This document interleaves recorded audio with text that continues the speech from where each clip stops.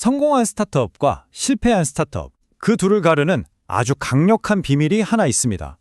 근데 이게 놀랍게도 최고의 기술과는 전혀 상관이 없다는 거예요.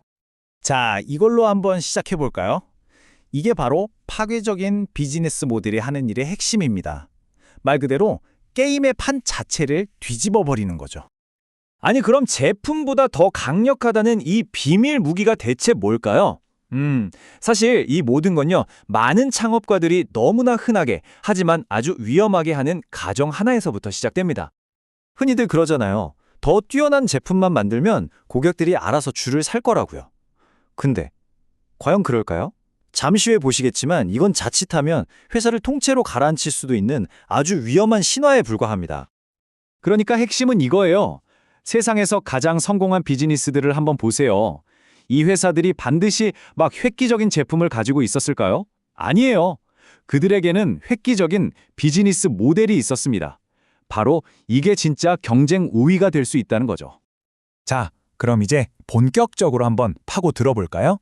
첫 번째 단계는 바로 여러분의 비즈니스에서 가장 가치 있고 또 누구도 쉽게 따라할 수 없는 단 하나의 부분을 찾아내는 겁니다. 이걸 바로 코어라고 부를 거예요. 코어란 건 뭐냐면요. 너무나 독특하고 방어하기 쉬워서 그걸 지키고 키우기 위해서라면 나머지 모든 걸 공짜로 줘버릴 수도 있는 바로 그 단 한 가지를 말합니다. 스스로에게 이렇게 질문해봐야 해요. 내가 이것 하나만 완벽하게 장악하면 누구도 나를 이길 수 없게 만드는 것. 그게 대체 뭘까? 다른 건 전부 그 다음 문제예요. 이 개념을 아주 극적으로 보여주는 사례가 바로 구글과 마이크로소프트입니다. 보세요.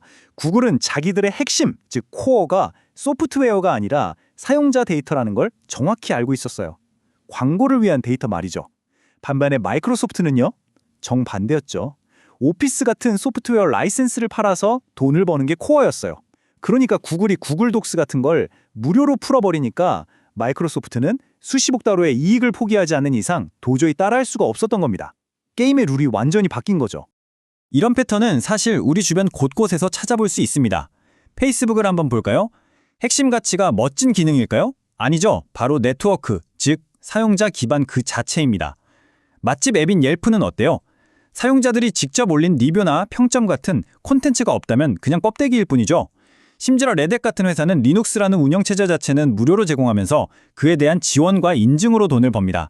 이처럼 가치는 항상 눈에 보이는 제품에만 있는 게 아니에요. 자, 좋습니다. 그럼 우리 비즈니스의 코어를 찾았다고 칩시다. 그럼 이걸 중심으로 어떻게 비즈니스를 만들어 나가야 할까요? 아주 간단한 프레임워크가 하나 있는데 이걸 통해 어떻게 비즈니스를 쌓아 올리는지 한번 살펴보겠습니다. 과정은 딱 3단계입니다. 아주 간단해요. 첫 번째, 당연히 여러분의 독특하고 방어 가능한 가치, 즉 코어를 찾는 거고요. 두 번째, 여기에 멀티플라이어를 더해서 수익과 도달 범위를 키웁니다. 그리고 마지막 세 번째, 레버를 추가해서 비용과 시간을 확 줄이는 거죠. 그러니까 코어를 중심에 딱 박아두고 멀티플라이어로 몸집을 키우고 레버로 효율을 극대화하는 그림이에요. 그럼 멀티플라이어는 뭘까요? 이걸 일종의 가속 페달이라고 생각하시면 쉬워요. 수익이나 시장 도달 범위, 점유율 같은 걸 증가시키는 모든 전략을 말합니다. 예를 들어 무료로 사용자를 끌어모으는 프리미엄 모델이나 판매를 늘리기 위한 채널 파트너십, 아니면 더 높은 가치를 팔기 위한 단계별 요금제 같은 것들이 전부 멀티플라이어에 해당되죠. 우리 코어 가치를 더 많은 고객에게 더 효과적으로 전달하게 해주는 모든 것들이요. 레버는 그럼 반대겠죠? 이건 효율성 엔진 같은 겁니다. 비용이나 시간, 자원을 감소시키는 전략들이에요.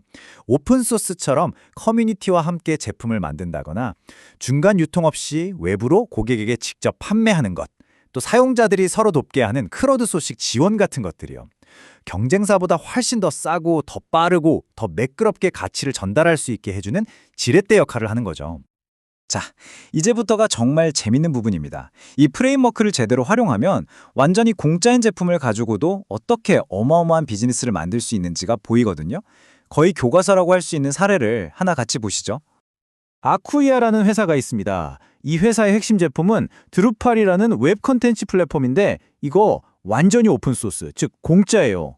그런데도 아쿠이아는 미국에서 가장 빠르게 성장하는 비상장 기업 중 하나가 됐습니다. 아니 공짜 제품으로 어떻게 수백만 달러 규모의 비즈니스를 만든 걸까요? 말이 안 되는 것 같죠? 비밀은 바로 여기에 있습니다. 28,000. 이게 무슨 숫자일까요? 바로 드루팔 플랫폼 개발에 참여하고 있는 커뮤니티 개발자의 수입니다. 이게 바로 아쿠야의 가장 강력한 레버인 거죠. 생각해보세요. 전 세계 28,000명의 개발자들이 공짜로 제품 혁신을 해주는 셈이에요. 이건 그 어떤 경쟁사도 돈으로는 절대 따라할 수 없는 어마어마한 규모입니다. 그리고 이게 끝이 아닙니다. 이 무료 소프트웨어가 이번엔 멀티플라이어 역할까지 합니다. 이 차트를 보세요. 아코이아의 잠재 고객 중 무려 70%가 이미 공짜 드루팔을 쓰고 있는 사람들이에요. 그러니까 제품을 알릴 필요도 없는 거죠. 이미 쓰고 있는 사람들이 좀 더 전문적인 도움이 필요해 라고 생각할 때 아코이아를 찾아오는 겁니다. 엄청난 잠재 고객 생성기인 셈이죠. 결국 핵심은 이겁니다. 아쿠야는 소프트웨어 자체를 파는 게 아니에요. 그들은 워너뮤직이나 GE 같은 대기업들이 진짜로 필요로 하는 것, 즉 안정성을 팝니다. 무료인 드루팔 소프트웨어를 기업 환경에서 안심하고 쓸 수 있도록 해주는 산업 수준의 지원, 보안, 신뢰성, 확장성, 바로 이런 서비스를 파는 거죠. 마음의 평화를 파는 거예요. 자, 지금까지 쭉 살펴봤는데 이 모든 게 여러분에게는 어떤 의미가 있을까요? 이 프레임워크를 여러분의 비즈니스에 적용하는 것, 이게 바로 단순히 돈을 버는 걸 넘어서서 정말로 가치 있는 비즈니스를 만드는 방법입니다. 이 말을 한번 보세요. 당신의 비즈니스가 더 예측 가능할수록 더 가치 있어집니다. 정말 그게 다예요. 예측 가능성, 이게 핵심입니다. 투자자들은요, 어쩌다 한 번씩 터지는 예측 불가능한 매출보다 구독 모델처럼 꾸준하고 예측 가능한 수익 흐름을 가진 회사를 훨씬 더 높게 평가합니다. 이걸 쉽게 기억하는 방법이 바로 RVSP 프레임워크입니다.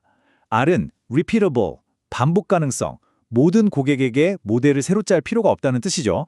S는 scalable, 확장 가능성, 10명에서 100만 명까지 효율적으로 키울 수 있어야 하고요. V는 valuable, 가치, 멀티플라이어를 통해 진짜 가치를 만들어내고 또 그걸 수익으로 연결할 수 있어야 합니다.